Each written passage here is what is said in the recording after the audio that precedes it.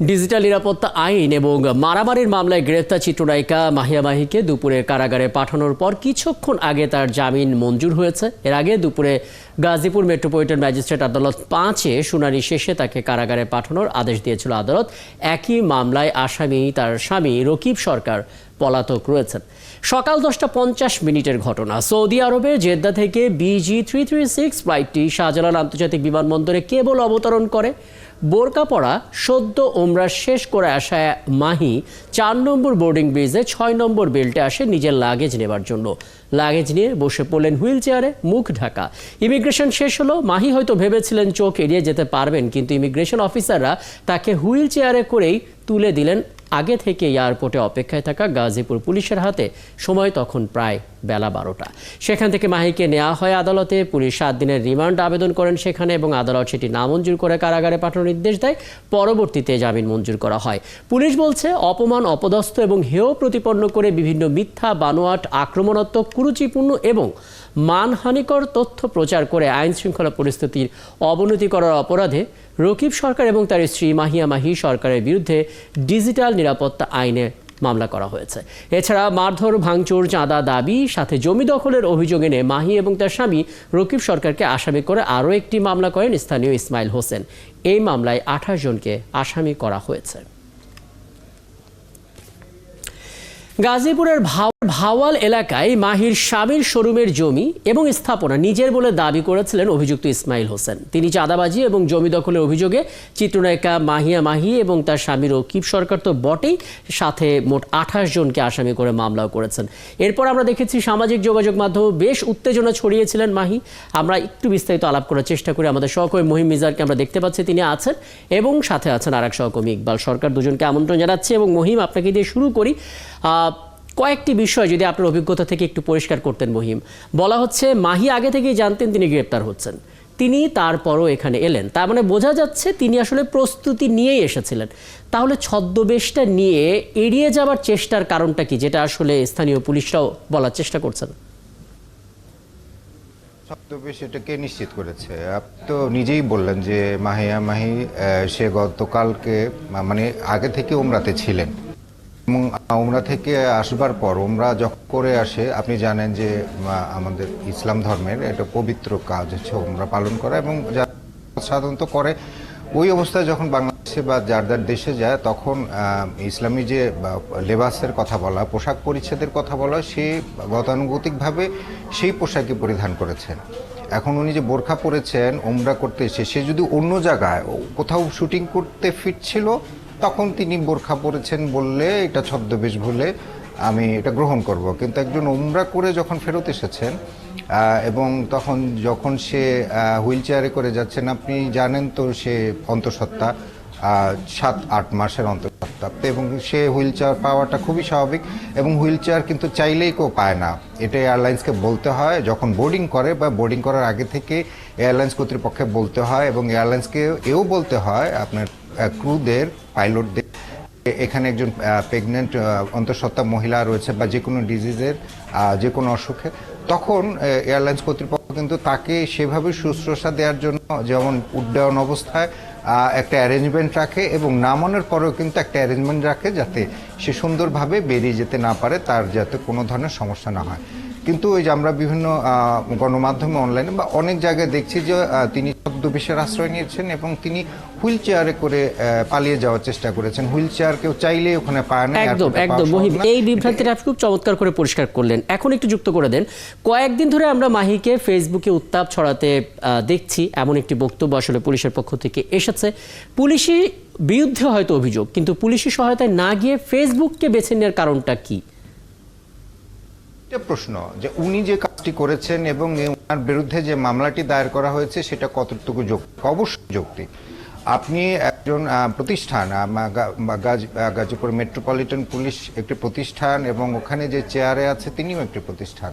আপনি কারো বিরুদ্ধে অভিযোগ থাকলে বাংলাদেশের আদালত আছে, আইন শৃঙ্খলা বাহিনী আছে, এক ডিপার্টমেন্ট না আরেক ডিপার্টমেন্ট আছে। কারো বিরুদ্ধে যদি সুনির্দিষ্ট অভিযোগ ইচ্ছা থাকে তাহলে আপনি যদি থানায় মামলা না নিত তাহলে সে সিআর মামলা অর্থাৎ আদালতে মামলা করতে পারত। যদি সেখানে মামলা না দিত, সে আরজিতে কি লেখা আছে তখন অন্য বিষয়ে সংবাদ সম্মেলন করবার সুযোগ ছিল।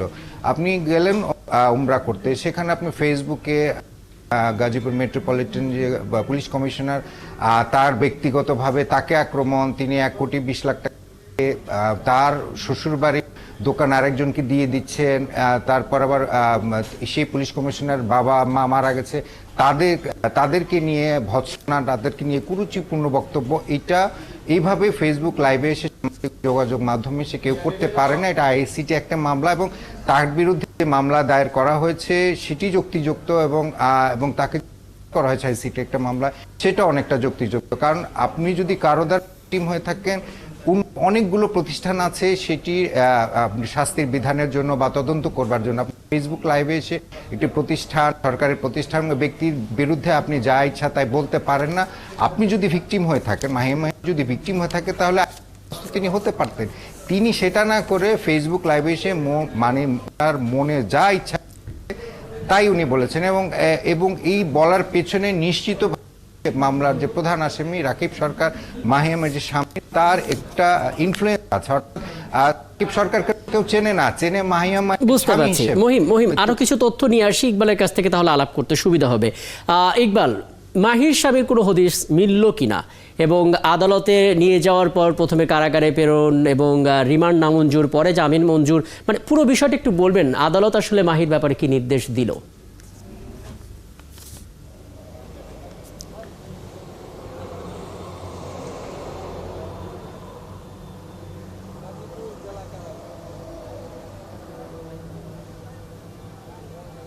আসলে যে চিত্রনায়িকা মাহিয়া মাহির সাথে একটা নাটকীয় ঘটনাই ঘটে গেল। সকালবেলা গ্রেপ্তার, তারপরে আদালতে প্রেরণ, আদালত থেকে আবার কারাগারে ঢোকার 3 ঘন্টার মধ্যে জামিন।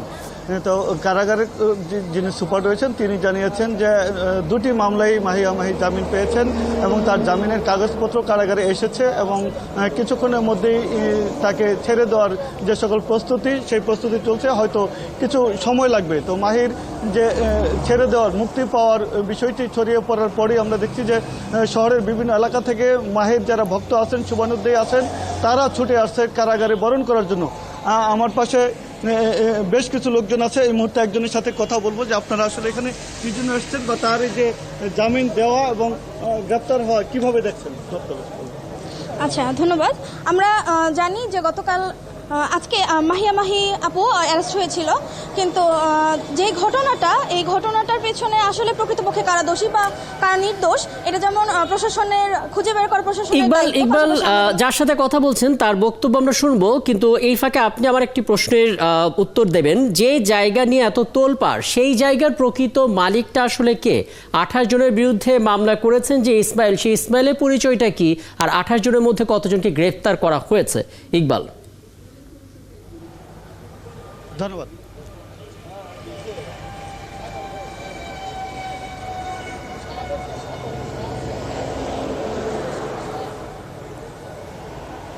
আর 28 জনের মধ্যে এই পর্যন্ত 9 জনকে গ্রেপ্তার করা হয়েছে এবং যিনি মালিক দাবিদার ইসমাইল হোসেন, তিনি বলছেন 2004 সালে তিনি জমি কিনে এখানে একটা কারখানা করেছেন এবং তার ব্যবসায়িক কার্যক্রম পরিচালনা করছেন।